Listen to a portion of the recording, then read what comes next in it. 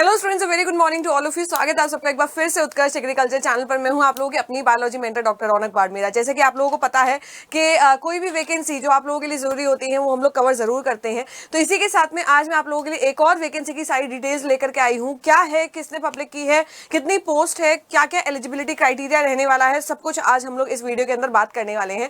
Video के अंत तक जरूर बने रहना। चलो देखते हैं यहाँ पर। तो हाल ही में एक वैकेंसी डिक्लेयर की गई है। किसके द्वारा? इसरो के द्वारा, government of India, department of space के द्वारा डिक्लेयर की गई है। क्या है इस वैकेंसी के अंदर अगर हम लोग यहाँ पर देखें तो सबसे पहली बात तो ये सैक अहमदाबाद के अंतर्गत आती है ये वैकेंसी। और इसके अंदर अगर हम लोग सीधा चलते हैं यहाँ पर एलिजिबिलिटी क्राइटेरिया के ऊपर या कितनी पोस्ट डिक्लेयर की गई है, तो सबसे पहली पोस्ट आ जाती है प्रोजेक्ट साइंटिस्ट की। किसकी आ जाती है बेटा? प्रोजेक्ट साइंटिस्ट पोस्ट 1 आ जाती है।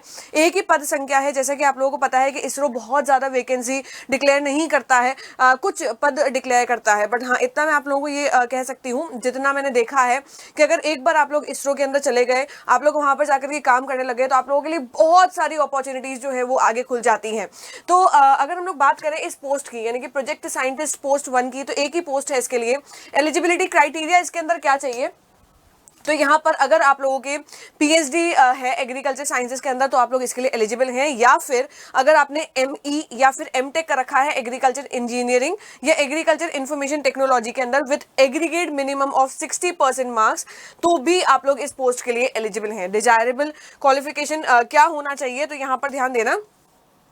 अगर हम लोग बात करें, higher weightage will be given to the candidates having working knowledge. अगर आप लोगों का एक्सपीरियंस है तो आप लोगों को ज्यादा वेटेज दिया जाएगा, प्रेफरेंस दिया जाएगा। रिमोट सेंसिंग के अंदर आपका एक्सपीरियंस होना चाहिए या फिर जीआईएस के अंदर एक्सपीरियंस होना चाहिए।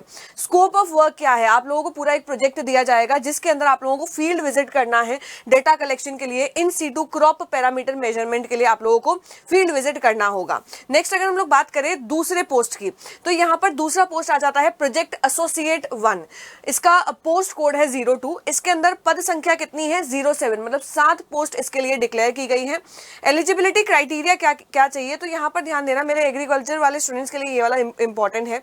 BTech in agriculture information technology, geo informatics, agriculture engineering with an aggregate minimum of 65% marks अगर आप लोगों के हैं, तो आप लोग बिल्कुल इस पोस्ट के लिए अवेलेबल अप्लाई कर सकते हैं। स्कोप ऑफ वर्क क्या है? आप लोगों को क्या काम करना पड़ेगा? आप लोगों को रिमोट सेंसिंग डेटा एनालिसिस करना पड़ेगा, crop mapping, crop yield modelling, field visit for data collection, in situ crop parameters measurement, ये सब कुछ आप लोगों को काम करना पड़ेगा। प्रोजेक्ट का नाम है फेसल 2.0 प्रोजेक्ट। नेक्स्ट अगर हम लोग यहाँ पर देखते हैं पोस्ट कोड 3 यानी कि प्रोजेक्ट एसोसिएट 1, इसका एक ही पोस्ट है। और अगर हम लोग इसके अंदर एलिजिबिलिटी क्राइटेरिया की बात करें तो एग्रीकल्चर वाले स्टूडेंट्स के लिए बेसिकली ये वाली पोस्ट नहीं है, स्किप करते हैं इसे हम लोग। पोस्ट कोड 4 पर जाते हैं सीधा। इसके अंदर 4 पोस्ट निकाली गई है प्रोजेक्ट एसोसिएट 1 के पोस्ट पर। अगर आपका एमएससी इन एग्रीकल्चर साइंसेज है या फिर agriculture meteorology, agriculture physics, agronomy, crop physiology, soil science, plant pathology, agriculture statistics, agriculture economics, agriculture analytics, agriculture informatics, agriculture technology with an aggregate marks of 65%, तो आप लोग इस पोस्ट के लिए eligible हैं। क्या काम करना पड़ेगा?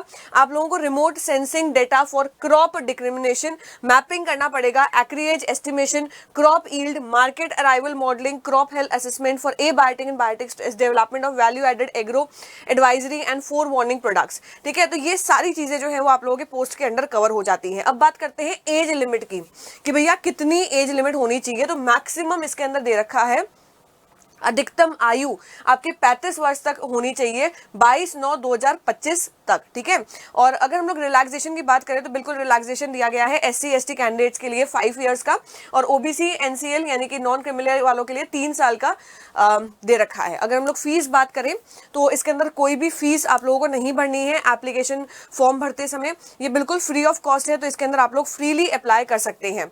अब बात करते हैं यार वेतन कितना मिलेगा। सैलरी की अगर हम लोग बात करें तो प्रोजेक्ट साइंटिस्ट 1 की जो पोस्ट है उसके लिए 56,000 पर मंथ प्लस एचआरए आप लोगों को दिया जाएगा। प्रोजेक्ट एसोसिएट 1 पोस्ट जो है उसके लिए 31,000 पर मंथ और एचआरए आप लोगों को दिया जाएगा। तो ये बात हो जाती है सैलरी की। अब बात करते हैं सिलेक्शन की। तो सिलेक्शन जो है वो डायरेक्ट सिलेक्शन होगा, कोई भी रिटन एग्जामिनेशन नहीं है।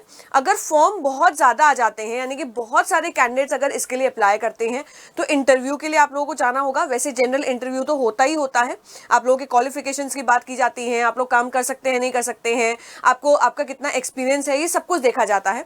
बट हाँ, अगर कैंडिडेट्स के नंबर ज़्यादा आते हैं तो बिल्कुल इंटरव्यू का प्रोसेस होगा ही होगा। फिर मेरिट लिस्ट प्रिपेयर की जाएगी और उसके अकॉर्डिंग सिलेक्शन प्रोसीजर जो है वो आगे की तरफ बढ़ता है।